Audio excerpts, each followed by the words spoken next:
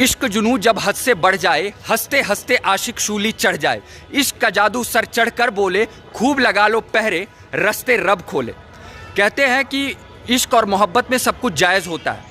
अब न्यायालय के भीतर ऐसी ही कुछ रोचक कहानी सामने निकल कर आई। यहाँ पर दो पक्ष खड़े थे। एक तरफ एक प्रेमिका का प्रेमी खड़ा था, बॉयफ्रेंड, और दूसरी तरफ उस प्रेमिका के पिता कटघरे में खड़े थे। अब न्यायालय को यहाँ पर यह फैसला लेना था कि कौन जायज़ है और कौन नाजायज़।